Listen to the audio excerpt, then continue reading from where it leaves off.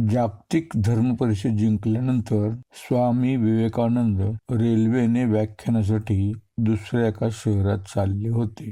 एका स्टेशनवर प्रवासात वाचण्यासाठी त्यांनी एक पुस्तक विकत घेतले. डब्यामध्ये स्वामीजी आणि एक अमेरिकन असे दोघेच होते. स्वामीजी पुस्तक वाचत होते, पण एक एक पान वाचून झाले की ते पान फाडून खिडकीतून बाहेर टाकून देत होते.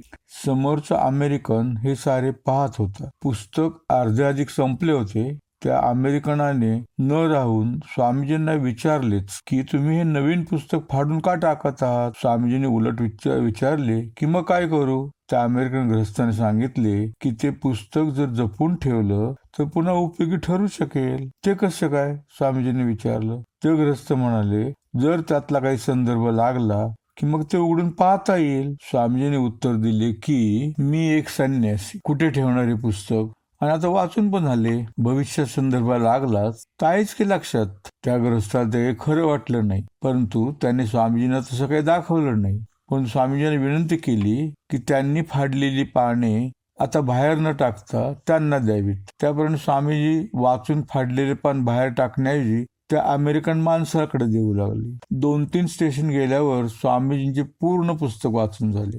त्यानंतर त्यांच्याकडे जमा झालेल्या पानावरून स्वामींच्या स्मरणशक्तीची अचानक परीक्षा घ्यायला त्या ग्रस्ताने सुरुवात केली. त्यांना तसं काय आधी त्यांनी सांगितलं नव्हतं, पण स्वामीजी म्हणाले होते ना की काय करायचे पुस्तकाचं ओझे ठेवून, सगळं तर लक्षात आहे. आणि ही गोष्ट त्या सद्ग्रस्ताला काही पटली नव्हती. त्याच वेळी त्यांनी ठरवलं होतं की बघू हा बैरागी म्हणतो ते कितपत सत्य आहे. अख्खं पुस्तक आणि ते एका वाचनात लक्षात राहतं असं होतं का कोणाच्या बाबतीत. थापा मारत असतात बहुधा बैरागी. पण त्याने जेव्हा स्वामीजींना त्यांच्याकडे असलेल्या पानामधून विचारायला सुरुवात केली तेव्हा स्वामीजी त्याला पान नंबरच नव्हे तर त्यात त्यांचे परिच्छेद क्रमांक एवढेच नव्हे तर ओळीचा नंबरही सांगत होते. अशी अचाट एक पाठी स्मरणशक्ती पाहून त्या अमेरिकन ग्रस्ताला अतिशय आश्चर्य वाटलं. त्यांनी यामागचं रहस्य विचारल्यावर स्वामीजी म्हणाले, त्यात विशेष असं काही नाही. पूर्ण ब्रह्मचर्य पाळले आणि पूर्ण एकाग्रता साधली, एकदा वाचले आपोआपच लक्षात राहते. पेशव्यांच्या काळातील दुसरे उदाहरण असंच आहे. एके दिवशी पुण्याच्या सदाशिव पेठेतील एक जण एका कानडी माणसाच्या दुकानात काही सामान घ्यायला गेला, तर तिथे त्या दुकानदाराचे दुसऱ्या एका गिरायकाशी कानडीत भांडण चाललं होतं. या आपल्या मराठी माणसाला ते काय बोलत आहेत हे समजत नव्हतं. तो बिचारा फक्त ऐकत होता आणि वाट बघत होता की यांचं एक कधी संपतं आणि आपल्याला हव्या त्या वस्तू कधी मिळतात. पुढे ते भांडण विकोपाला गेलं आणि शेवटी न्यायासाठी पेशव्यांकडे आलं. ते कोणी साक्षीदार आहे का असं विचारल्यावर आपल्या पुणेरी मराठी माणसाला पाचारण करण्यात आलं. त्याला काहीच कल्पना नव्हती की आपल्याला अशी काही साक्षी द्यावी लागणार आहे म्हणून. कुणी तसे आधी सांगितले पण नव्हते की जेणेकरून काही पाठांतर करून ठेवता आलं असतं. साक्षीच्या वेळी त्याला विचारण्यात आलं की तुम्ही त्याच वेळी तिथं होता का. त्याने होकारार्थी मान हलवल्यावर त्याला विचारण्यात आले की त्यावेळी काय काय झालं ते सांगा.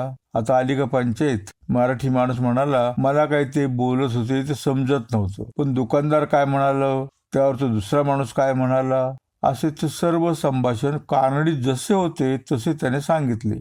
आणि त्याच्या त्या साक्षीवर पेशव्याने त्या केसचा निवाडा केला. केवढी स्मरणशक्ती. एकतर भाषा कळत नव्हती आणि कोणी तुमची साक्ष घेणार आहे ही आगाऊ सांगितलेलं नव्हतं. अशी स्मरणशक्ती जर आपल्याला मिळाली तर काय बहार येईल नाही. खरं तर चांगली स्मरणशक्ती प्रत्येकाजवळ असणं आवश्यक आहे, पण ते सगळ्याकडे असतंच असं नाही असं म्हटलं जातं. आणि त्यात काही तथ्यही आहेच की केवळ परीक्षेत नव्हे तर जीवनाच्या प्रत्येक क्षेत्रात यशस्वी होण्यासाठी चांगल्या स्मरणशक्तीचा फार उपयोग होतो. जेवढी स्मरणशक्ती चांगली तेवढी यशाची शक्यता जास्त. स्मरणशक्ती अभ्यासामध्ये, परीक्षेमध्ये, व्यवसायात, उद्योगात, स्पर्धेमध्ये, राजकारणात देखील फारच महत्वाची भूमिका बजावते. स्मरणशक्तीच्या मदतीने झटपट आणि अचूक निर्णय घेता येतात. परीक्षेमध्ये भराभर उत्तरे लिहून चांगले मार्क्स मिळू शकतात. कोर्टात दावा जिंकता येतो. मुलाखतीमध्ये यशस्वी होऊन चांगली नोकरी मिळवता येते. व्यवसायामध्ये विक्री वाढवून जादा नफा मिळवता येतो. राजकारणामध्ये मात करता येते. उत्कृष्ट दाखले देऊन सभाही जिंकता येते. स्मरणशक्ती ही मानवाला मिळालेली एक अद्भुत अशी देणगी आहे. चांगली स्मरणशक्ती प्रत्येकाला हवीशी वाटणारी गोष्ट आहे, परंतु कित्येकांना वाटत असतं की आपली स्मरणशक्ती अतिशय कमकुवत आहे.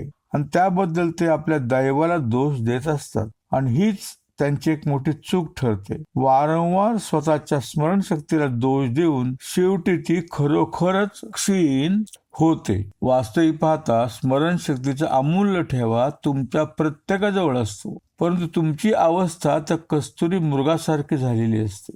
परीक्षेमध्ये वर्षाला अपयशी होणारा अविनाश क्रिकेटबद्दल अतिशय आवड असल्याने गेल्या 10 वर्षातील सर्व टेस्ट मॅचेसची आकडेवारी अगदी अचूक सांगतो. सुनील गावस्करने कोणते विक्रम कोणत्या मैदानावर केले, कुणाची बॉलिंग कधी झोडपली, कधी तो शून्यावर बाद झाला, हे अगदी न चुकता सांगतो. तर अमित चित्रपटाची आवड असल्याने 15 ऑगस्ट 1975 पाहिलेल्या शोले सिनेमातील प्रत्येक प्रसंग आजही खुलवून सांगतो. कोणत्या प्रसंगात अमिताभने कोणते कपडे घातले होते, कोणत्या गाण्याच्या वेळी कोणती पार्श्वभूमी होती, हेही तो अचूक सांगतो. एवढंच काय, त्यावेळी त्याच्या शेजारी पाजारी कोण बसलं होतं हेही त्याला अचूक आठवतं. इतिहासाची आवड असणारा सचिन मोगल साम्राज्याचा उदय, अस्त, महत्वाच्या सगळ्या लढाया अगदी तारीखवार सांगतो. हे कशाचं द्योतक आहे? चांगल्या स्मरणशक्तीचेच ना. तुमच्यापैकी प्रत्येकाला कशाची ना कशाची आवड असेल,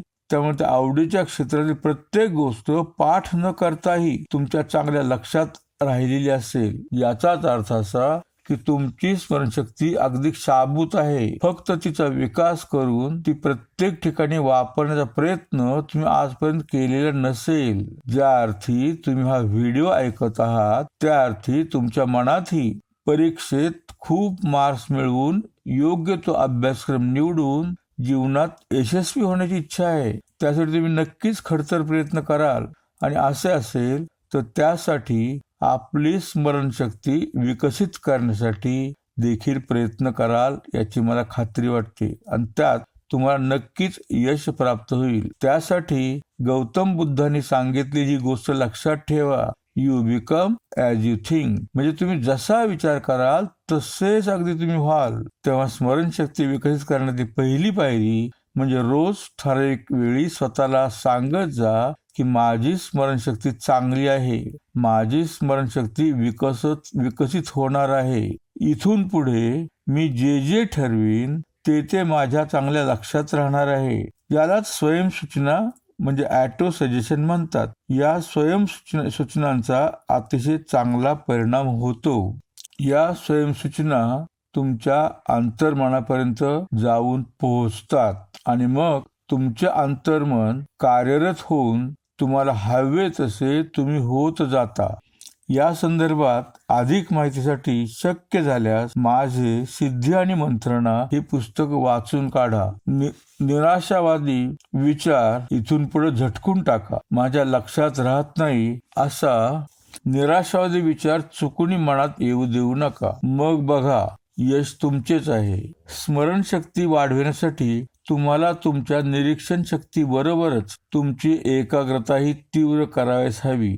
तुमची एकाग्रता बहिर्गोल भिंगातून जाणाऱ्या सूर्यकिरणासारखी व्हावयास हवी.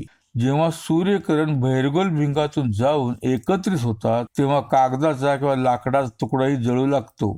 एकाग्रता वाढविण्यासाठी विशेष प्रयत्न करणं आवश्यक आहे. त्यासाठी प्रथम काही दिवस फिरावयास जाताना चालताना रोज थोडा वेळ 1 अंकी संख्यांचा गुणाकार करा. उदाहरणार्थ 2 गुणिले 2, 3 गुणिले 3, 7 गुणिले 8 इत्यादी.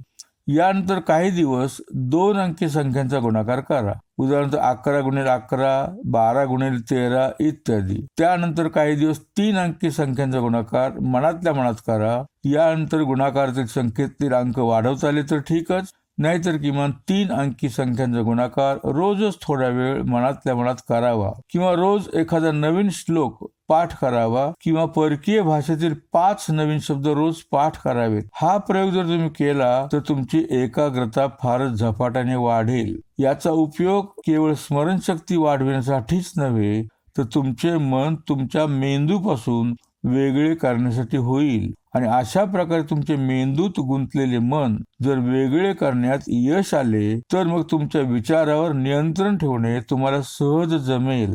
एकाग्रता वाढविण्यासाठी श्रीयंत्राचाही चांगला उपयोग होतो. किमान 6 इंच बाय 6 इंच आकाराचे श्रीयंत्र आणावे आणि त्या अभ्यासाच्या खोलीत किंवा सोयीस्कर अशा ठिकाणी ठेवून मांडी घालून ताट ठेवून जर रोज ठराविक वेळेस किमान 5 ते 10 मिनिटे सदर यंत्राच्या केंद्रबिंदूकडे एकटक नजरेने पाहण्याचा सराव केला तर त्याचा केवळ एकाग्रता वाढविण्यासाठीच नव्हे तर तुमची स्मरणशक्ती आणि मनाच्या एकूणच सर्व शक्ती वाढवण्यासाठी खूप उपयोग होईल. या ठिकाणी स्त्री यंत्र आणायला सांगितले ते कागदावर छापलेलं, परंतु सदर स्त्री यंत्राची आकृती आणि तुमची नजर एका सरळ रेषेत असावी. आकृतीकडे पाहताना जर पापणी लावली, अगर डोळ्यात पाणी आलं तर डोळे पूर्ण बंद करावेत. पुन्हा डोळे उघडून प्रयोग सुरू करावा. सदर प्रयोग सुरू करण्यापूर्वी तसेच आपला नेहमीचा अभ्यास सुरू करण्यापूर्वी प्राणायाम करणं खूप फायदेशीर ठरतं. सदर प्राणायामामुळे मेंदूला ऑक्सिजनचा भरपूर पुरवठा होतो. जरी एकूण शरीराच्या मानाने आपल्या मेंदूचा आकार लहान असला तरी संपूर्ण शरीराला लागणाऱ्या ऑक्सिजनच्या 25 ते 30% अधिक ऑक्सिजन एकट्या मेंदूला लागत असतो. ज्यावेळी आपण ताठ बसतो त्यावेळी मेंदूला ऑक्सिजनचा भरपूर पुरवठा होतो. प्राणायाम करतानाही पाठ ताठ ठेवून डोळे मिटून बसावे आणि आपले सारे लक्ष आपल्या श्वासाकडे केंद्रित करावं. प्रथम सावकाश 1 ते 10 अंक मोजत श्वास आत घ्यावा. त्यानंतर 1 ते 50 अंक म्हणेपर्यंत श्वास आतही घेऊ नये किंवा बाहेरही सोडू नये, म्हणजे शांत बसावं. या सर्व प्रक्रियेला केवळ 83 सेकंद म्हणजे साधारण 1.5 मिनिट लागतो. असे फक्त 5 वेळा करावे. त्याला फक्त 7 मिनिटे पुरतात, पण त्याचे खूप फायदे होतात. 1 ते 50 पर्यंत अंक म्हणेपर्यंत श्वास आत कोंडून ठेवलेला असतो, तो पुन्हा 1 ते 20 अंक म्हणेपर्यंत बाहेर सोडा आणि अशा प्रक्रिया 4-5 वेळा करा. या यंत्रशक्ती बरोबर मंत्रशक्ती देखील स्मरणशक्ती वाढवण्यासाठी चांगली उपयोगी पडते. सर्व मंत्रात श्रेष्ठ आहे तो गायत्री मंत्र. रोज सकाळी सूर्योदयाला पूर्वेकडे तोंड करून गायत्री जप करावा. जप किमान 24 वेळा करावा. मंत्र म्हणताना तळहाताची ओंजळ सूर्यप्रकाशात तापून मंत्र म्हणून झाल्यावर तोंड, डोळे, नाक, कान, मान, मस्तक आणि शिरभाग यावरून ते हात फिरवावेत. त्यामुळे स्मरणशक्ती आणि बुद्धी वाढण्यास निश्चितच मदत होते. हा मंत्र म्हणताना मंत्राचे 4 भाग करून ते पुढील प्रमाणे म्हणावेत. मंत्र असा आहे पहा. ओम भूर्भुवस्वाहा तत्सवितुर्वरेण्यं भर्गो देवस्य धीमहि धियो यो नः प्रचोदयात्. आता यातला पहिला भाग श्वास आत घेताना म्हणायचा. श्वास आत घेताना म्हणायचा मंत्राचा भाग आहे ओम भूर्भुवस्वाहा. त्यानंतर श्वास रोखून तत्सवितुर्वरेण्यं. त्यानंतर श्वास सोडताना भर्गो देवस्य धीमहि. त्यानंतर श्वास बाहेर रोखून धियो यो नः प्रचोदयात्. मंत्र जप असा करावा. श्वास आत घेताना जेवढा वेळ लागेल तेवढ्याच वेळात शांतपणे श्वास बाहेर सोडावा. जेवढ्या वेळ श्वास आत रोखून धरला तेवढाच वेळ तो बाहेरही रोखून धरावा. हे सर्व शांतपणे घाईगर्दी न करता करावे. हळूहळू सवय झाली की सारे आपोआप जमू लागेल आणि तुमची स्मरणशक्ती पण तल्लख होऊ लागेल. स्मरणशक्तीसाठी दुसरी आवश्यक गोष्ट आहे तुमचं उत्तम आरोग्य. तुमची शरीर प्रकृती जर चांगली असेल तर स्मरणशक्ती विकसित करण्याचा प्रयत्न नक्कीच यशस्वी होईल. त्यासाठी प्रथम स्वतःच्या शरीराकडे लक्ष द्या. ते आरोग्य संपन्न राहावे म्हणून रोज थोडा व्यायाम तुम्हाला आवडणारा करायला हवा. उदाहरणार्थ सकाळी अर्धा तास पळावयास जाणे, की संध्याकाळी 1.5 तास चालत फिरावयास जाणे, किंवा तासभर मैदानी खेळ खेळणे, किंवा 20-25 मिनिटे जोर बैठका मारणे, जेणेकरून दीर्घ श्वासोच्छवास होऊन तुमच्या शरीराच्या प्रत्येक पेशीला भरपूर प्रमाणात प्राणवायूचा पुरवठा होऊन शरीराच्या प्रत्येक पेशीला भरपूर प्राणवायू मिळेल. त्यात अजिबात खंड पडू देऊ नका. याचा तुम्हाला सर्वच दृष्टीने निश्चितच फार उपयोग होईल. स्मरणशक्ती चांगली ठेवण्यासाठी आहाराकडे काळजीपूर्वक लक्ष द्यावयास हवे. अति तेलकट, तिखट आणि गोड पदार्थांचा तसेच हॉटेलिंगचाही स्मरणशक्तीवर विपरीत परिणाम होतो. तुमचा आहार साधाच आणि सात्विक हवा. विशेष म्हणजे त्यात कॅल्शियम आणि व्हिटॅमिन B12 यांचा योग्य प्रमाणात अंतर्भाव हवा. त्यासाठी दूध, मासे, फलाहार इत्यादींचा समावेश आहारात असायला हवा. मोड आलेली कडधान्ये, खजूर, टोमॅटो, केळी, सफरचंद, संत्रे, पपई, पेरू, आवळा, गाजर, लसूण, कागदी लिंबू आणि पालक यात जीवनसत्वे A, B आणि C मोठ्या प्रमाणावर असतात. कॅल्शियम आणि व्हिटॅमिन B12ला ब्रेन टॉनिक असं म्हणतात. त्यामुळेच आजपर्यंतच्या इतिहासात मासे हा ज्यांचा प्रमुख आहार आहे असे युरोपियन लोक, आपल्याकडील दक्षिण भारतीय, बंगाली आणि कोकणातील लोक विविध पदावर विविध क्षेत्रात चमकलेले दिसतात. आजही ते मोठ्या पदावर आरूढ झालेले दिसतात. आहारात मासे असण्याचा, विशेषतः सुकी मासळी असण्याचा आजच्या वैज्ञानिकांनी सिद्ध केलेला आणखी एक फायदा म्हणजे त्यात असलेल्या ओमेगा 3 या तेलामुळे हृदयविकारी कमी होतो. त्यासाठी एखाद्या आहारविषयक पुस्तकातून किंवा आपल्या डॉक्टरांना भेटून कॅल्शियम आणि व्हिटॅमिन B12 हे जीवनसत्व कुठल्या पदार्थातून जास्त मिळेल ते शोधून काढा आणि त्याचा आपल्या आहारात समावेश करा. एक मात्र लक्षात ठेवले पाहिजे की औषधाच्या दुकानातून मिळणाऱ्या टॉनिक मधून जर तुम्ही घटक मिळवण्याचा प्रयत्न केला तर त्याचा विशेष असा परिणाम जाणवणार नाही. हे घटक नैसर्गिक पदार्थापासूनच मिळावयास हवेत. थोडक्यात, कारमधील पेट्रोलमध्ये जर कचरा आला तर जसे तिचे इंजिन बंद पडते आणि असे होऊ नये म्हणून आपण गाडीत पेट्रोल भरताना जसे ते स्वच्छ आणि शुद्ध हवे याची काळजी घेतो आणि ते गाळून पण भरतो, तसेच आपले शरीररूपी इंजिन चांगले चालण्यासाठी त्यात भेसळयुक्त, खराब आणि कॅल्शियम व व्हिटॅमिन 12 शिवायचा आहार जर घेतला तर त्याचा आपल्या मौल्यवान शरीराबरोबरच स्मरणशक्तीवरही विकृत परिणाम झाल्याशिवाय राहणार नाही. आपल्या डॉक्टरांच्या सल्ल्याने परीक्षेच्या आधी 3 महिने मल्टीव्हिटॅमिनची एक गोळी रोज किंवा पुढील सर्व औषधे पुढे सांगितल्याप्रमाणे रोज घेतली तर त्याचा अपेक्षित परिणाम जाणवेल. एक मल्टीव्हिटॅमिन आणि मिनरलसाठी रोश कंपनीची सुप्राडीन SUPRADYN सुप्राडीन गोळी किंवा ग्लॅक्सो कंपनीची बिकाडेक्सामिन BCADEXAMIN गोळी रोज 1. नंतर व्हिटॅमिन E साठी मर्क कंपनीची इव्हियॉन EVION 400 IU कॅपॅसिटीची 400 IU गोळी रोज 1. त्याचबरोबर कॅल्शियम साठी बाल फार्मा कंपनीची टस्का TUSKCA ही चघळण्याची आयुर्वेदिक आहे रोज 1 गोळी, किंवा ग्लॅक्सो कंपनीची पोटात घ्यावयाची ऑस्टो कॅल्शियम OSTO कॅल्शियम गोळी रोज 1. आणि व्हिटॅमिन C साठी मिंटफेटा ने मार्केटिंग केलेली चघळण्याची व्हिटॅमिन्स 500 mg ही आयुर्वेदिक गोळी रोज 1.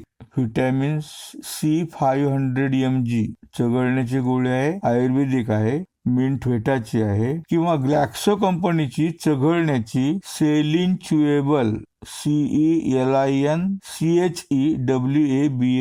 सेलिन च्युएबल गोळी रोज 1. किंवा साराभाई कंपनीची चघळण्याची लिम्सी गोळी रोज 1. आयुर्वेदात सांगितल्याप्रमाणे रोज सकाळी 1 बदाम, 1 खारीक व 4 काळ्या मनुका यांचा 1 कपभर दुधात साखर घालून काढा करून घ्यावा आणि त्या वस्तू चावून खाव्यात. आणि रोज रात्री 1 कपभर दुधात वेखंडाचे 5-6 फेरे उगाळून घालावे आणि त्यात 2 गुंजा शंखपुष्पी व 2 गुंजा भृंगराज पावडर घालून घ्यावी. त्याचाही उपयोग स्मरणशक्ती आणि ग्रहणशक्ती वाढविण्यासाठी होतो. याचा उपयोग नित्य केला तरी फायदेशीर ठरते, शिवाय साईड इफेक्टची भीती राहत नाही.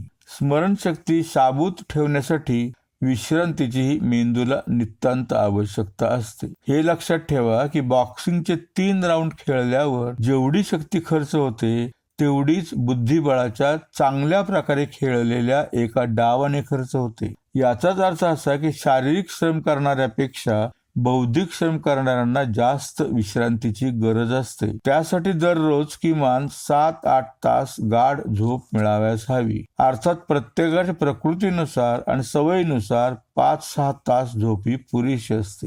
ही एक जुनी परंतु सत्य गोष्ट आहे. माझ्या माहितीतील एक विद्यार्थी होता, अतिशय हुशार होता. तो SSCला बोर्डात संपूर्ण महाराष्ट्रात पहिला आला. त्याला मेरिटवर पुण्यातील एका नामांकित महाविद्यालयात प्रवेश मिळाला. 1974-75 गोष्ट आहे ही. कॉलेजच्या दुसऱ्या वर्षी तो विद्यापीठात पहिला आला.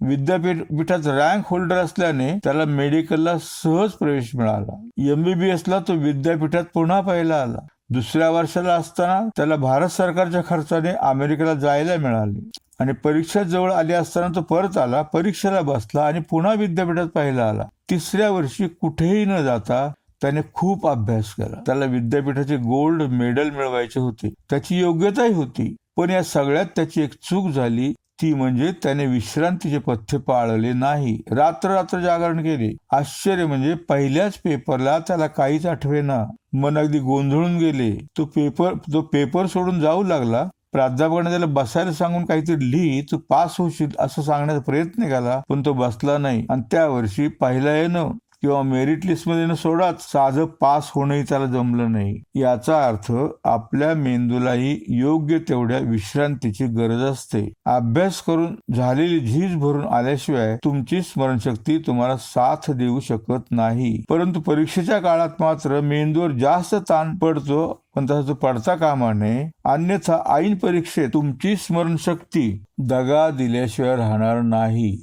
त्याकरता परीक्षेच्या काळात जागरण किंवा परीक्षा केंद्राच्या दारापर्यंत पुस्तक वाचत जाणं चांगलं नाही. त्याचा फायदा तर होत नाहीच, पण वर्षभराच्या अभ्यासावर पाणी पडण्याची शक्यता असते. अर्थात ज्यांना वर्षभर अभ्यास करता येत नाही त्यांना मात्र परीक्षेच्या काळातील अभ्यास फायदेशीर होतो, असाही अनेकांचा अनुभव आहे. मात्र ज्यांना आयुष्यात भव्य दिव्य करायचे आहे त्यांनी मात्र वर्षभर प्रामाणिकपणे अभ्यास करायला पाहिजे आणि सोबत मेंदूच्या विश्रांतीचे पथ्य प्रामाणिकपणे पार पाडावयास हवे. अन्यथा गाडीचे इंजिन ज्याप्रमाणे अतिशय गरम झाल्यामुळे बंद पडते, तद्वतच पुरेशी विश्रांती न मिळाल्याने तुमची स्मरणशक्ती काम करेनाशी होती. अभ्यास करताना सलग 3 तास अभ्यास करण्यापेक्षा मधून म्हणजे अर्ध्या तासाने 5-10 मिनिटे थांबलात आणि त्या वेळात प्राणायाम केला तर मेंदूला विश्रांती मिळून वाचलेले स्मरणात राहण्याचा कालावधी वाढेल. अर्थात व्यक्तिपरत्वे या गोष्टी बदलू शकतात, परंतु दमल्यासारखे वाटल्यावर मेंदूला विश्रांती दिली पाहिजे. जर 3 तास अभ्यास करूनही तुम्हाला दमल्यासारखे वाटत नसेल आणि सर्व लक्षात राहत असेल तर मग तुम्हाला ज्यावेळी वाटेल त्यावेळी पण मेंदूला अवश्य विश्रांती द्या. एकदा अभ्यास केल्यावर पहिल्या 24 तासातच त्याचं एकदा तरी मनन करा.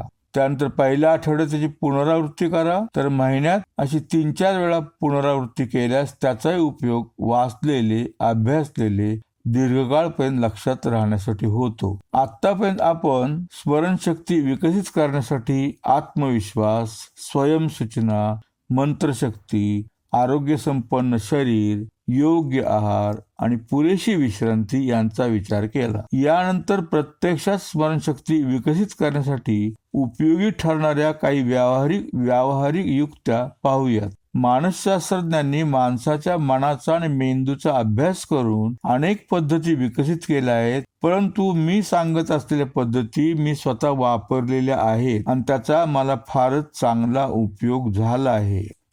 कॉलेज करत असताना मी एका वेळी पार्ट टाइम स्वरूपाच्या 4 नोकऱ्या करीत होतो. अभ्यासाला नियमित वेळ कधीच मिळत नसायचा. अगदी परीक्षेच्या काळात अभ्यास करूनही दरवर्षी मेरिट लिस्ट मध्ये येत होतो. एवढंच नव्हे तर कॉस्ट अकाउंटंटही होऊ शकलो. माझ्या अनेक विद्यार्थ्यांनाही या पद्धतीचा उपयोग करून विद्यापीठाच्या आणि स्पर्धा परीक्षातून चांगले यश मिळवले आहे. तुम्ही त्याचा स्वतःशी प्रामाणिक राहून उपयोग केला तर तुम्हालाही त्याचा उपयोग होऊन स्मरणशक्ती हवी तशी विकसित होईल याची खात्री बाळगा. तुमच्या स्मरणशक्तीला तुमच्या मदतीचा हात द्यावयास पुढे या. तुमच्या अभ्यासक्रमात असणाऱ्या सर्व विषयांची आवड निर्माण करा. सर्व विषयांशी चांगली मैत्री संपादित करा. शाळा किंवा कॉलेजमध्ये शिकवले जाण्यापूर्वीच प्रत्येक टॉपिक अगोदरच वाचायला हवा. शिकवून झाल्यावर पुन्हा वाचन करा. त्यातील महत्वाचे मुद्दे अधोरेखित करा. फिरायला गेल्यावर एक एक विषय, त्यातील एक एक टॉपिक डोळ्यापुढे आणून त्यातील महत्वाचे मुद्दे आठवण्याचा प्रयत्न करा. असे चिंतन वारंवार केल्यामुळे ते मुद्दे किंवा ती प्रकरणे चांगली स्मरणात राहतात. किंबहुना त्यावर विचार केल्यामुळे नवीन नवीन मुद्दे, नवीन नवीन कल्पना सुचू शकतात. त्याचा उपयोग परीक्षेत गुण वाढविण्यासाठी नक्कीच होतो. तसेच समवयस्क आणि समान अभ्यासक्रम घेतलेल्या मित्रांचा एखादा ग्रुप फॉर्म करा आणि त्या ग्रुपमध्ये गप्पा मारताना रोज अभ्यासक्रमातील एक एक विषय घेऊन त्यातील प्रत्येक प्रकरणावर चर्चा करा. त्यामुळे स्मरणशक्तीच्या विकासाला चालना मिळेल. आता शेवटी स्मरणशक्तीसाठी सहाय्यभूत होणाऱ्या साखळी पद्धती म्हणजे लिंक मेथड आणि खुंटी पद्धती म्हणजे पेग मेथड या 2 पद्धती सांगणार आहे. या दोन्ही पद्धती अत्यंत उपयुक्त सिद्ध झालेल्या आहेत. त्यांचा चांगला उपयोग केला तर प्रत्येक विषयातील, प्रत्येक प्रकरणातील सर्वच्या सर्व मुद्दे, सर्व आकडे, सर्व फॉर्म्युले लक्षात ठेवण्यासाठी त्याचे चांगले सहाय्य होईल. त्यामुळे तुमचा आत्मविश्वास द्विगुणित होईल आणि आत्मविश्वास वाढल्यावर यश तुमचेच असेल.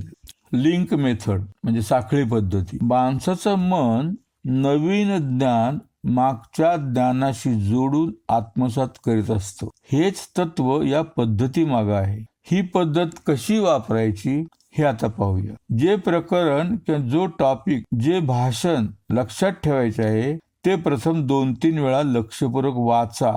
वाचताना त्या प्रकरणाच्या प्रत्येक परिच्छेदात तुम्हाला एक एक शब्द असा आढळेल की जर तो शब्द आठवला तर सगळा परिच्छेद आठवू शकेल. तो शब्द अधोरेखित करा. असे प्रत्येक परिच्छेदातील शब्द अधोरेखित करा. या शब्दांना आपण कीवर्ड, कळीचे शब्द, कीवर्ड, KEY असे म्हणूयात. इथे एक मात्र लक्षात ठेवायचं की हे निवडलेले शब्द ऑब्जेक्टिव्ह टाईप म्हणजे वस्तू स्वरूप असावेत. आता त्या प्रकरणातील शब्द एका कागदावर एकाखाली एक लिहून काढा. आता पहिला शब्द आणि दुसरा शब्द यांच्यामध्ये नाते निर्माण करा. Establish relationship. हे नाते निर्माण करण्यासाठी हे 2 शब्द किंवा 2 वस्तू डोळ्यापुढे फार मोठ्या आकारात किंवा ग्रुपमध्ये म्हणजे खूप संख्येने उभ्या करा. या 2 वस्तूत चांगलं नातं निर्माण होण्यासाठी त्या 2 वस्तूत काहीतरी ऍक्शन निर्माण करा. ही ऍक्शन निर्माण करताना ती तर्कसंगत म्हणजे लॉजिकल असू नये. उदाहरणार्थ टीव्ही आणि विमान यांच्यात ऍक्शन निर्माण करताना टीव्हीवर विमान दिसत आहे अशी साधी तर्कसंगत असू नये. तर टीव्हीवर दिसत असलेली विमाने मोठा आवाज करत बाहेर आली आणि घराच्या छताला खेटून घरघर फिरू लागली अशी तर्कविसंगत इलॉजिकल हवी. मात्र ही ऍक्शन अशी असावी त्यामुळे तुमच्या मनात काहीतरी भावना निर्माण व्हावयास हवी किंवा तुम्हाला हे दुःख व्हावयास हवे किंवा तुम्हाला आश्चर्य वाटायस हवे किंवा तुम्हाला किळस तरी वाटायस हवी. माणसाच्या मनात हा एक गुण आहे की त्याच्या भावनेला जेव्हा धक्का पोहोचतो त्यावेळी ती गोष्ट त्याच्या चांगली लक्षात राहते. तुमचा कधी पहिला नंबर आला असेल त्यावेळी तुमचा मोठा सत्कार झाला असेल, त्यावेळी तुम्हाला झालेला आनंद, तो प्रसंग आज देखील अगदी पाठ न करताही तुमच्या लक्षात असेल. एखादी चूक झाल्यामुळं कोणी तुमच्या मुस्कटात ठेवून दिली असेल तर आजही ती आठवण तुमच्या मनात ताजी असेल. एवढेच नव्हे तर ती आठवण होता तुमचा हात न कळत तुमच्या गालाकडे जात असेल. म्हणजेच 2 शब्दामध्ये घडवलेल्या ऍक्शनमुळे जर तुमच्या मनात वरीलपैकी एखादी भावना निर्माण झाली तर ते शब्द तुमच्या चांगले लक्षात राहतील. पहिल्या 2 शब्दात नाते प्रस्थापित झाल्यानंतर ते क्षणभर विसरा. आता दुसरा शब्द आणि तिसरा शब्द घ्या आणि या 2 शब्दात पुन्हा वरीलप्रमाणे नाते निर्माण करा. पुन्हा हे विसरून जा.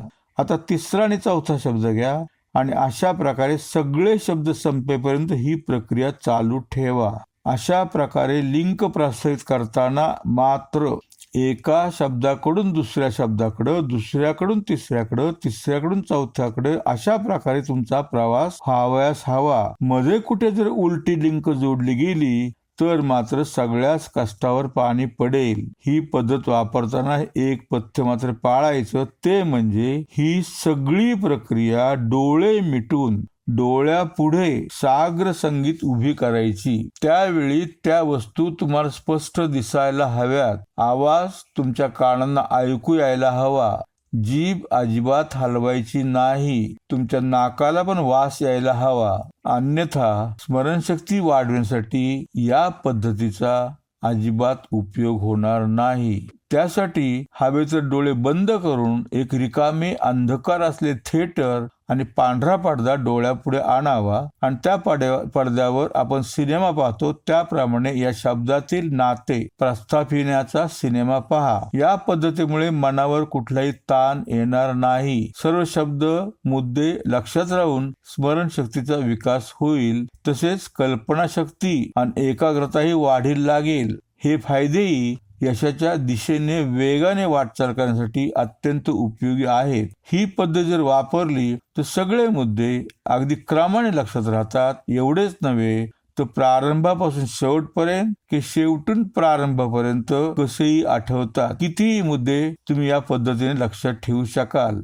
ही पद्धत अभ्यासातील विषय लक्षात ठेवण्यासाठीच नाही तर व्यवहारातील, उदाहरणार्थ बाजारातून खरेदी करायच्या वस्तूंची लांबलचक यादी लक्षात ठेवण्यासाठी, माणसांचे चेहरे आणि नावे लक्षात ठेवण्यासाठी उपयोगी ठरते. परंतु जर का एखादी साखळी कच्ची राहिली तर मात्र पुढील मुद्दे शब्द आठवणार नाही. तेव्हा प्रत्येक साखळी 2 शब्दातील नाते प्रस्थापित करताना वर सांगितलेले सगळे नियम पाळण्याची चांगली काळजी घ्यायला हवी. या पद्धतीने लक्षात ठेवले सर्व मुद्दे तुमची इच्छा आहे तोपर्यंत लक्षात राहतील. ज्यावेळी तुम्हाला त्याची गरज नसेल त्यावेळी ते आपोआप विसरले जातील. प्रस्थापित केलेल्या साखळ्यांच्या सुरुवातीला 1-2 आवृत्त्या मात्र कराव्यास हव्यात.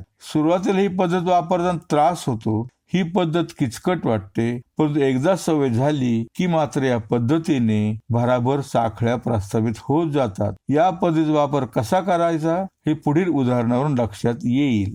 समजा एका प्रकरणामधून तुम्ही पुढील प्रमाणे वस्तुनिष्ठ कीवर्ड्स शोधून काढले आहेत. 1 पेन, 2 अंडे, 3 टेबल, 4 विमान, 5 टेलिव्हिजन, 6 सैनिक, 7 मधमाशी. आता लिंक मेथडचा वापर करून हे शब्द लक्षात ठेवण्यासाठी पुढील प्रमाणे प्रत्येक 2 शब्दामध्ये साखळी प्रस्थापित करता येईल. प्रथम पेन आणि अंडे हे पहिले 2 शब्द घेऊया. या 2 वस्तूंना आवाढव्य आकार दिला तर त्या कशा दिसतील हे डोळ्यापुढे उभे करा. आता आपल्याला पेन कडून अंड्याकडे जायचं आहे. तुम्ही तुमचा पेन घेऊन लिहित बसला आहात. तेवढेच एका प्रश्नाचे उत्तर येत नाही म्हणून तुम्ही विचार करीत थांबला. पेन हातात आहे. बघता बघता पेनचा आकार वाढू लागला आणि पेनचे वरचे टोक छताला जाऊन टेकलं. त्या पेनची रुंदी एवढी होती की तो एखाद्या खांबासारखा झाला. तुम्ही खांबासारख्या त्या पेनला दोन्ही हाताने धरून उभे राहिलात. तेवढ्यात एक पक्षी त्या पेनवर येऊन बसला आणि त्या पेनवर एक भले मोठे अंडे घातले. पण ते अंडे एवढे जड होते की तो पेन मोडून पडला. अंड तुमच्या डोक्यावर पडलं आणि पडून फुटलं. त्या अंड्याचा सगळा बलक तुमच्या चेहऱ्यावर ओघळू लागला. त्यावेळी जे वाटेल त्याची कल्पना करा. हे सर्व चित्र तुमच्या अंतःचक्षुपुढे सागर संगीत उभे करा. जीभ अजिबात हलू देऊ नका. फक्त डोळ्यापुढे चित्र उभं करा.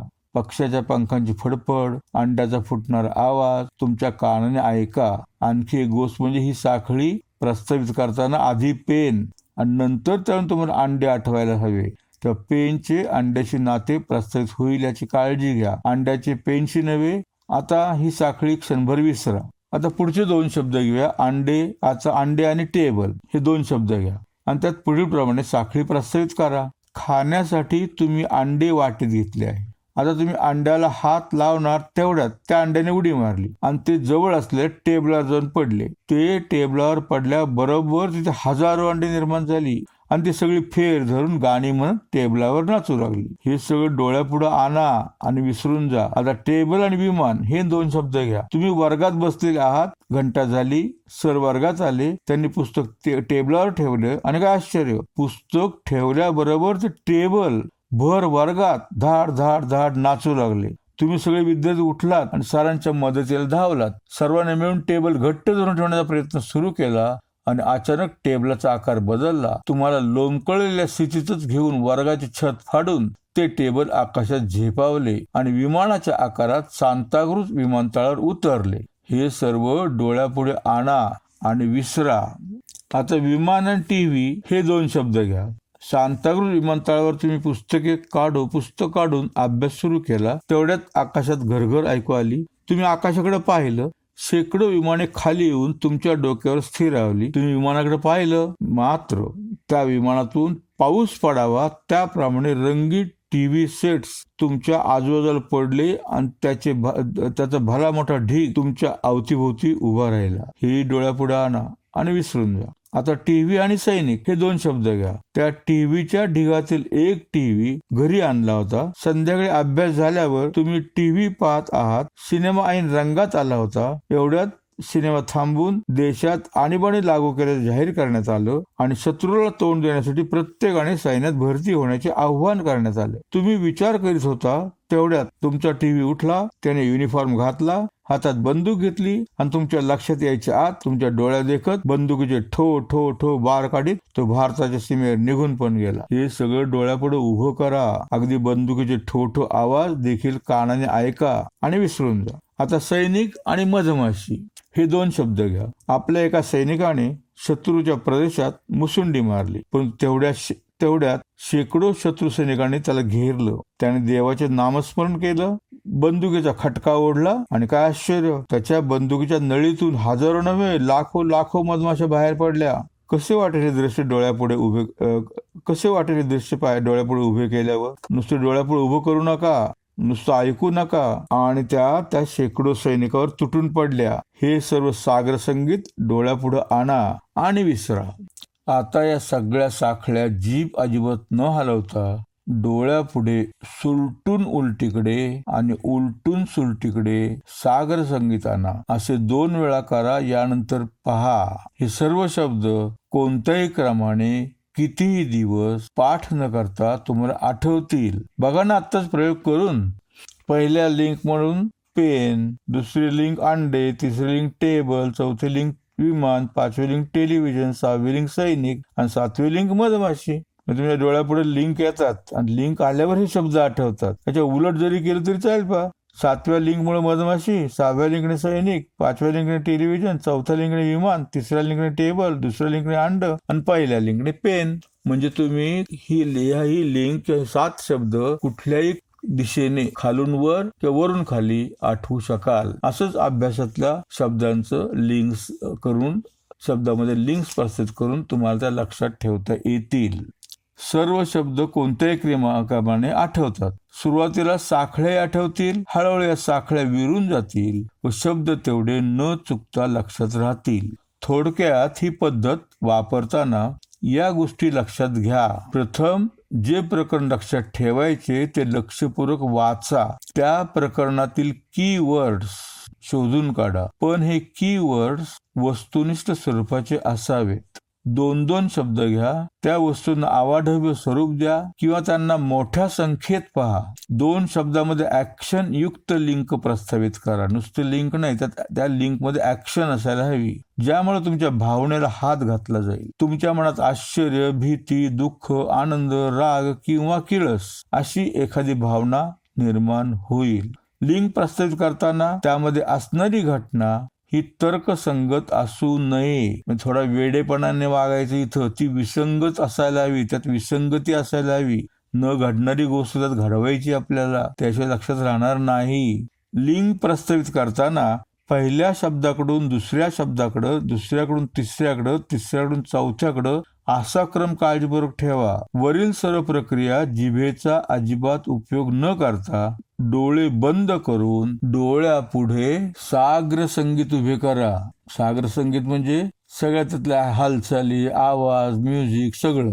या पद्धतीशिवाय निवडलेल्या कीवर्डचे आद्याक्षरे घेऊन त्याचे मूळ विषयाशी सुसंगत किंवा विसंगत असे वाक्य तयार करून जोडले तरी स्मरणशक्तीला सहाय्य होते. उदाहरणार्थ, लहानपणी ऐकलं असेल बा तुम्ही, केलाय असेल हा प्रयोग. इंद्रधनुष्यातील तांबडा, नारंगी, पिवळा, हिरवा, निळा, पारवा आणि जांभळा हे 7 रंग लक्षात ठेवायचे असतील, होतात ना 7 रंग, तांबडा, नारंगी, पिवळा, हिरवा, निळा, पारवा आणि जांभळा होतात.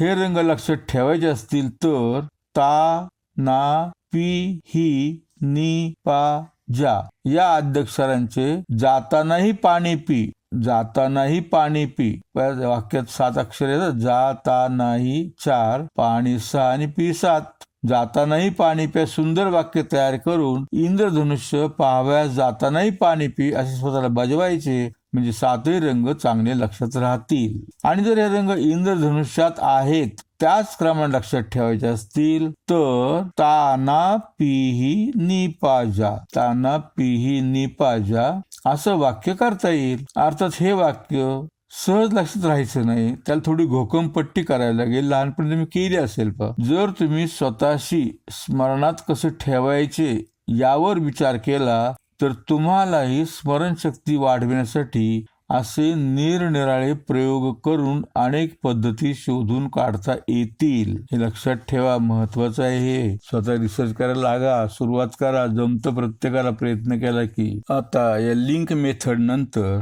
आपण पेग मेथड म्हणजे खुंटी पद्धती कशी वापरायची ते पाहू. ही पद्धती संख्या लक्षात ठेवण्यासाठी उपयुक्त आहे. या पद्धतीत 1 ते 0 पर्यंतच्या आकड्यांना, 1 ते 0 इथपर्यंतच्या आकड्यांना इंग्रजीतल्या अक्षरांच्या पुढील प्रमाणे खुंट्या निश्चित करायच्या आणि त्या खुंट्यावर लक्षात ठेवायचे संख्येतील आकडे अडकून टाकायचे किंवा वाळत घालायचे. म्हणजे या अक्षरांच्या खुंट्यांच्या साहाय्याने लक्षात ठेवायच्या संख्येचा शब्द तयार करायचा आणि संख्या ज्याच्या संदर्भात आहे त्या संदर्भात तो शब्द साखळी पद्धतीने जोडून टाकायचा. म्हणजे ज्या ज्यावेळी तो संदर्भ येईल त्या त्यावेळी तो शब्द आठवेल आणि त्या शब्दाच्या साहाय्याने संबंधित संख्याही आठवेल. कालांतराने पुन्हा पुन्हा वापरल्याने साखळी मनपटलावरून पुसली जाऊन फक्त संख्याच लक्षात राहील. सुरुवातीला मात्र ही पद्धत वापरणं थोडं, काहींच्या बाबतीत खूप जिकिरीचे वाटेल, पण हळूहळू ही पद्धत सोपी होत जाऊन कुठलीही संख्या झटपट लक्षात राहील. ही पद्धत वापरण्यासाठी आकड्यांसाठी प्रति अक्षरे किंवा खुंट्या किंवा खिळे याप्रमाणे लक्षात ठेवा. अक्षरांची निवड ही आकड्यांशी थोड्याफार असलेल्या साधर्म्यावरून केलेली आहे, तेव्हा लक्षात ठेवणं सहज सोपं आहे. आकडा 1 या आकड्यासाठी अक्षर आहे टी, इंग्रजीतलं टी किंवा डी. उच्चार टीचा त किंवा ट, डीचा द किंवा ड. यामध्ये 1 आकड्याची एकच रेघ आली आहे, त्यामुळे टी आणि डी हे 1 आकड्यासाठी आहे, हे सहज लक्षात राहील. 2 आकड्यासाठी शब्द आहे, अक्षर आहे यन, उच्चार न. यामध्ये 2 या आकड्याच्या 2 रेघा आल्या आहेत, 2 मध्ये 2 रेघा, यांच्या 2 रेघा. 3 त्यासाठी अक्षर आहे यम, उच्चार म. यामध्ये 3 या आकड्यांच्या 3 रेघा आल्या आहेत. 4 या आकड्यासाठी अक्षर आहे आर, उच्चार र. याचा आकार मराठीतील 4 आकड्यासारखा आहे. 5 या आकड्यासाठी अक्षर आहे यल, उच्चार ल. जोड लिपीतील यलचा आकार थोडा मराठीतील ळ सारखा दिसतो. पुढचा आकडा आहे 6 आणि त्यासाठी अक्षर आहेत एसएच किंवा सीएच, उच्चार एसएचचा श, सीएचचा च. इंग्रजी 6 चे मराठीतील 6 चे पहिले अक्षर यात आहे. पुढचा आकडा आहे 7, त्यासाठी अक्षर के किंवा जी, उच्चार क किंवा ग. यात 7 या आकड्यासारखाच बाक आहे. पुढचा आकडा आहे 8 आणि त्यासाठी अक्षर आहेत एफ किंवा व्ही, उच्चार फ किंवा व. यामध्ये 8 या आकड्यासारखेच वळण आलेले आहे. पुढचा आकडा आहे 9, अक्षरे पी किंवा क्यू, उच्चार प किंवा क्व. यात 9 या आकड्यासारखीच प्रारंभिक गाठ आहे, म्हणजे 9 साठी पी आणि क्यू.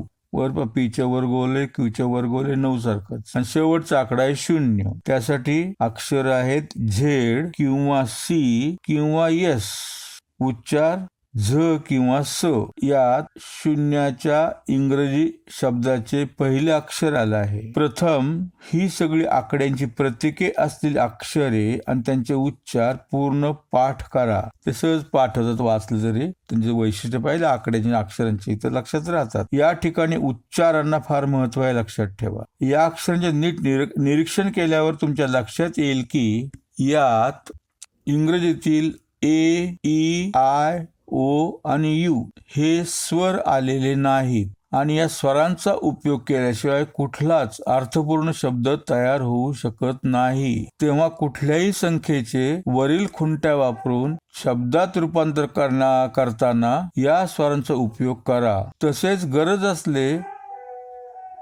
गरज असेल तर वर खुंट्या न केलेल्या इंग्रजीतील राहिलेली जी व्यंजने आहेत म्हणजे बी, एच, जे, डब्ल्यू, एक्स, वाय यांचाही गरजेपर्यंत वापर करण्यास हरकत नाही. फक्त या अक्षरांना कुठलीही किंमत किंवा आकडा जोडलेला नाही हे लक्षात ठेवायचे. म्हणजे शब्दांवरून संख्या आठवताना आकडा चुकणार नाही. ही पद्धत कशी वापरायची हे लक्षात येण्यासाठी इथं काही उदाहरणं देत आहे, त्यांचा नीट अभ्यास करा. म्हणजे मग तुम्हाला ही पद्धत वापरून कुठलाही आकडा सहज लक्षात ठेवता येईल. उदाहरण पहिलं, समजा तुम्हाला अब्राहम लिंकन यांचा फोन नंबर लक्षात ठेवायचा आहे. त्यांचा फोन नंबर असा असेल 30215 30,215 30,215. तर मग या फोन नंबरचे शब्दात रूपांतर असं करता येईल. 3 आकड्यासाठी अक्षर कोणतं ठरवले आपण? यम. शून्यासाठी काय? सी किंवा एस किंवा झेड.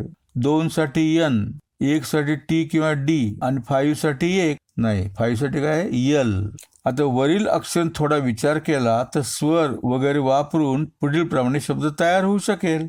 माईस 3चा यम घेतला, 0 साठी सी एस झेड मधला सी घेतला आणि आय आणि ई स्वर घेतले. माईस MICE माईस शब्द तयार केला आपण. कशासाठी? 3 आणि 0 30 साठी माईस शब्द झाला तयार. नंतर 2 साठीचा आहे एन, 1 साठी आहे डी घेऊ आपण आणि 5 साठी यल आणि बाकी स्वर वापरायचे.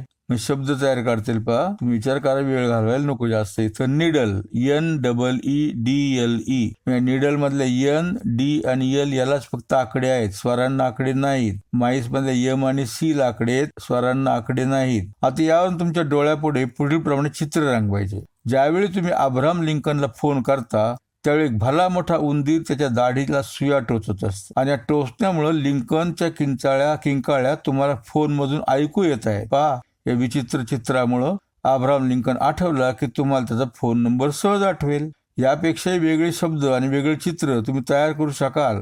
बघा ना प्रयत्न करून. परंतु हो, सगळी टेलिफोन डिरेक्टरी लक्षात ठेवण्याच्या फंदात पडू नका. जरी जमणार असलं तरी त्याची आपल्याला गरज नाही आणि आपल्याकडं वेळही नाही. आता उदाहरण दुसरे पाहूया. समजा तुम्हाला शिवाजी महाराजांचं जन्मवर्ष 1630 लक्षात ठेवायचं आहे. तर त्यासाठी या वर्षातील आकड्यांचे शब्दात असे रूपांतर करा. 1 साठी टी किंवा डी, 6 साठी CH किंवा SH, 3 साठी एम आणि 0 साठी झेड किंवा सी किंवा एस. या अक्षरावरून शब्द तयार होऊ शकेल. Dish, MICE. कसं आला बघा, विचार करा. सोपं आहे. मग या ठिकाणी पहा, कल्पना करायला लागणार आहे. म्हणूनच म्हणलं सुरुवातीला मी कल्पना शक्ती पण वाढते या ठिकाणी. 1 साठी डी आहे आणि टी पण आहे आणि 6 साठी CH आणि SH आहे. म्हणजे डी आणि SH यामध्ये आपल्याला शब्द तयार करायचा, डिश होईल. किंवा तुम्ही टी आणि CH किंवा टी आणि SH साठी शब्द तयार करू शकाल. कल्पना शक्ती इथं वापरावं लागणार आहे. त्यामुळे तुमची कल्पना शक्ती देखील ही पद्धत वापरून तीव्र होणार, दोन्ही पद्धती वापरताना. आणि 3 आणि 0 साठी शब्द मगाशी केला होता माईस, 3 साठी एम आणि 0 साठी सी, माईस. आता यानंतर तुम्ही पुढील प्रमाणे जिवंत प्रसंग तुमच्या डोळ्यापुढे उभा करायचा. शिवाजी महाराजांच्या जन्माच्या वेळी भली मोठी डिश अंगणात होती. तुम्ही डिशच्या कडेला उभे होता. शिवाजी महाराजांचा जन्म झाला, मात्र त्या डिश मधून हजारो उंदीर म्हणजे माईस भराभरा उड्या मारून बाहेर पडले आणि 4ही दिशांना पसार झाले. जणू मराठेशाहीचा शत्रू शिवाजी महाराजांच्या जन्माने घाबरून पळून गेले. डोळ्यापुढे चित्र उभं केलं का? मी सांगतो तेवढं ऐकू नका. हे जीभ न हलत डोळ्यापुढे सर सर सर सर चित्र असं हालचं दिसायला पाहिजे, हालचाल त्यातली. आता अजून एक उदाहरण घ्या. उदाहरण 3 पहा. कंपनी कायद्यातील कलम 129 129 अनुसार कंपनीला आपला वार्षिक ताळेबंद म्हणजे बॅलन्स शीट हा ठराविक नमुन्यात म्हणजे प्रिस्क्राईब फॉर्म मध्ये तयार करावा लागतो. आता यातील हे कलम 129 कसं लक्षात ठेवायचं ते पाहू. 1 साठी टी किंवा डी ही अक्षर, 2 साठी अक्षर आहे एन आणि 9 साठी आहे पी किंवा क्यू. यासाठी शब्द तयार करता येईल थँक्यू, THANQ. नेहमीसारखं THANKYOU नव्हे, इथं आपल्याला क्यू घ्यायचा आहे ना, आणि THANQ गेलं तर जातं. व्हॉट्सअपवर वापरतो शॉर्टकट, तसा शॉर्टकट होईल थँक्यू. या ठिकाणी KU ऐवजी सोयीसाठी आपण क्यू घेतलेला आहे, पण हा शब्द ऑब्जेक्टिव्ह स्वरूपाचा नाही, त्यामुळे तो फार काळ लक्षात राहणार नाही. त्यासाठी आता थोडं हसायला आलं असेल तर राहील लक्षात. त्यासाठी त्याऐवजी आपण असा शब्द तयार करू शकतो ट्युनिप, TUNIP. याचा अर्थ आहे अर्धा प्राणी आणि अर्धा भाजीपाला. आता हे ग्रीक मायथॉलॉजी मधील कल्पना आहे ट्युनिपची, अर्ध शरीर प्राण्याचं आणि अर्ध शरीर भाजीपाल्याचं. किंवा मुख्य आचारी किंवा मुख्य गार्डनर, मुख्य माळी असाही त्याचा अर्थ होतो. आता चित्र रंगवायचं म्हणून डोळ्यापुढे पहा की तुम्ही तुमच्या कंपनीचा बॅलन्स शीट तयार करीत आहात आणि बॅलन्स शीट टॅलीही झाला. तेवढ्यात एक अवाढव्य ट्युनिप म्हणजे आचारी आला आणि त्याने तुम्हाला तुमच्या बॅलन्स शीट सह एका मोठ्या फ्राईंग पॅन वर टाकलं. आता त्या गरमागरम तयार बसणारे चटके, वाढणारा धूर, तुमचा आरडाओरडा तुम्हालाच ऐकायला यायला हवा. ज्या वेळी ताळेबंद आठवेल त्यावेळी फ्राईंग पॅन आणि तो भला मोठा ट्युनिप म्हणजे आचार्य आठवेल आणि TNP म्हणजे कलम 129 आठवेलच. आता हे उदाहरण 4 पहा. प्रकाशाचा वेग दर सेकंदाला 2,99,790 किलोमीटर आहे. आता हा जर तुम्हाला लक्षात ठेवायचा असेल तर त्यासाठी अक्षरे वापरावे लागतील. 2 साठी N, 9 साठी P किंवा Q, पुन्हा 9 साठी P किंवा Q, 7 साठी G किंवा K, पुन्हा 9 साठी P किंवा Q आणि 0 साठी Z किंवा S किंवा C. या अक्षरावरून पुढील प्रमाणे शब्द तयार होऊ शकतील. 2 आणि 9 पहिले जे आहेत त्यासाठी 2 शब्दासाठी होत नाही. एका पहिल्या शब्दासाठी N साठी नो, यातल्या N लाच फक्त 2 आकडा आहे, 0ला नाही. नंतर पुढच्या 9 साठी पा, PA पा, 9 P साठी 9 आकडा आहे, S वर आहे त्याला आकडा नाही. पुढच्या 9 साठी पुन्हा पा, PA म्हणजे 9 पापा झालं पा. 7 साठी 7, 9 आणि 0 यासाठी शब्द करता पा जिप्सी, GEEPSY, नो पापा जिप्सी असे शब्द तयार झाले 2,99,790 साठी. आता लक्षात ठेवायचं म्हणजे चित्र पाहावं लागेल, ऍक्शन घडवावे लागेल, कल्पना करावी लागेल, विचित्रपणा आणायला पाहिजे. याचा सूर्यकिरणाशी संबंध प्रस्थापित करायचा की सूर्यप्रकाशाचा दर सेकंदाचा वेग तुमचा कायमचा सोबती. यासाठी चित्र डोळ्यापुढं साक्षात उभे करा. तुमचे पापा सूर्याचे किरण पकडण्याचा प्रयत्न करत आहेत. त्यांच्या कृतीचा राग आल्याने त्यांना माराव्यास जिप्सी जमातीचे लोक येत आहेत. ते पाहून तुम्ही पप्पांना मोठ्याने ओरडून सांगतात नो पापा जिप्सी, नो पापा जिप्सी येत आहेत. 5वं उदाहरण, मुद्दाम 2-3 उदाहरण सांगितली, जास्त तुम्हाला वेगवेगळ्या प्रकारची उदाहरण आहेत ही, आणि त्यामुळे सवय होईल कसे शब्द तयार करायचे याची. म्हणून माणसाच्या शरीरात एकूण 639 स्नायू आहेत. हे कसं लक्षात ठेवता येईल? 6 साठी SH किंवा CH, 3 साठी M आणि 9 साठी P किंवा Q ही अक्षरे आहेत. त्यावरून आपल्याला शॅम्पू असा शब्द तयार करता येईल, SHAMPOO शॅम्पू. मात्र यात SH, M आणि P लाच आकड्यांची किंमत आहे, बाकी सारे स्वर आहेत त्यांना किंमत नाहीत. अशा प्रकारे शब्द तयार झाल्यावर तो लक्षात ठेवण्यासाठी असं चित्र रंगवा की तुम्ही स्नानाच्या वेळी सर्व अंगाला विशेष स्नायूंना चोळून चोळून शॅम्पू लावला आणि काय आश्चर्य, तुमच्या शरीरातील सगळे स्नायू विरघळून गेले. त्यामुळे तुम्हाला उठता येईना, बसता येईना, बोलता येईना. स्नायूच नसल्याने काही म्हणजे काहीच करता येईना. तुमची अवस्था अगदी गलितगात्र झाली आहे. स्नायू विरहित शरीराची अवस्था कशी होईल याचा थोडा विचार करा. पण हृदय आणि मेंदू हेही स्नायू असतील तर त्यांना वगळा. आणि हे सारे केवळ एका त्या शॅम्पूमुळे झालं. राहतील ते सारे 696 स्नायू लक्षात. आता 6वं उदाहरण पाहूया. पृथ्वीचे अंदाजे वय आहे 4.6 बिलियन वर्ष.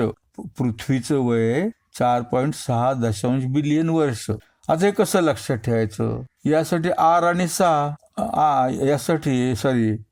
यासाठी 4 या अक्षरासाठी आपण आर आणि 6 अक्षरासाठी SH किंवा CH ही अक्षरे वापरू.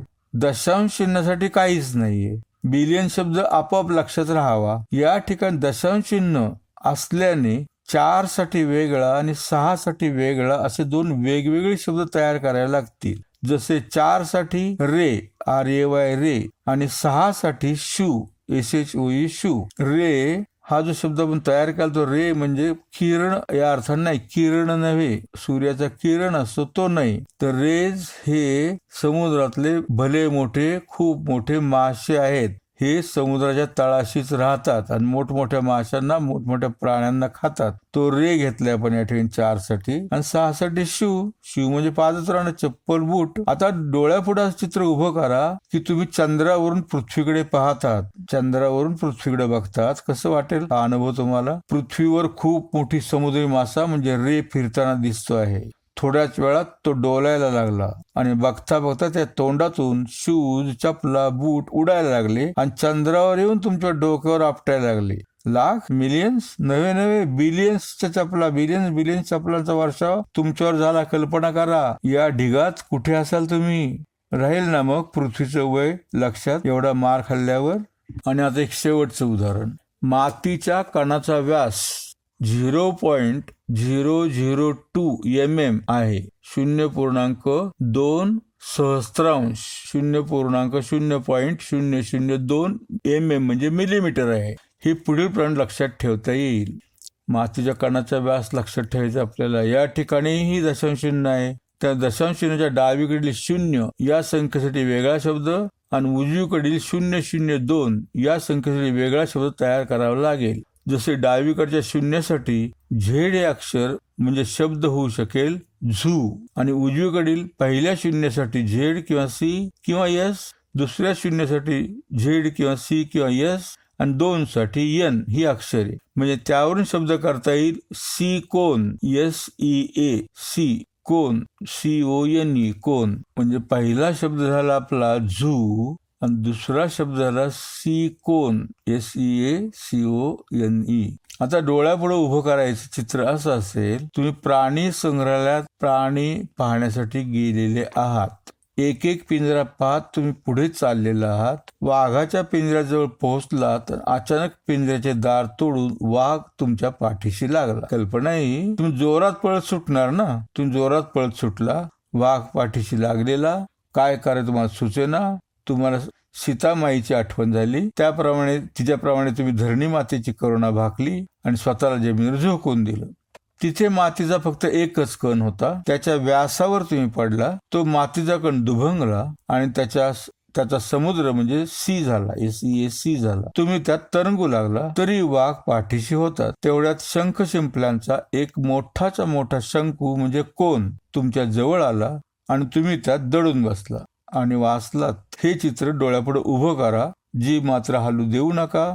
फक्त हा प्रसंग डोळ्यापुढे सागर संगीत उभा करा. बघा, झू, सी आणि कोन हे शब्द म्हणजे मातीच्या कणाचा व्यास तुमच्या मनात कायमचा घर करील. मित्रांनो, वर सांगितलेल्या लिंक मेथड आणि पेग मेथड या दोन्ही पद्धती अतिशय चांगल्या आहेत. हे तुमच्याही अनुभवास लवकरच येईल. त्यासाठी त्याचा वापर करायला मुहूर्त शोधत बसू नका. उठा, लगेच कामाला लागा. मित्र हो, तुमचे इप्सित साध्य करण्यातही तुमच्या जीवनात स्मरणशक्तीला खूप खूप महत्व आहे. म्हणूनच स्मरणशक्ती कशी महत्वाची आहे, ती विकसित करण्यासाठी पाळावीची पथ्ये, स्मरणशक्ती सुदृढ करण्यासाठी वापरायच्या पद्धती आणि प्रयोग यांची अनेक उदाहरणे घेऊन आपण आतापर्यंत चर्चा केली आहे. त्यामुळे मला वाटतं तुमचा आत्मविश्वास नक्कीच वाढला असेल आणि तुम्हालाही वाटू लागला असेल, अरे हे किती सोपं आहे. ही पद्धती म्हणजे एक प्रकारचा खेळ आहे. अभ्यासही होतो, लक्षातही राहतं आणि मनावर ताणही येत नाही. टाइमपास होतो कल्पनाशक्ती प्रगल्भ होते आणि एकाग्रताही वाढते. असे जर तुम्हाला वाटू लागलं असेल तर मला देखील खूप आनंद होईल. पण हो, हे वाचून थांबायचं नाही. याचा तुमच्या दैनंदिन जीवनात, अभ्यासात, व्यवहारात वापर करायला सुरुवात करा. आत्तापासून नव्हे, या क्षणापासून. आणि बघा यश कसे तुम्हाला शोधत येते ते. जयवंत व्हा, यशवंत व्हा, कीर्तिवंत व्हा. Thank you very much. God bless you. Take care.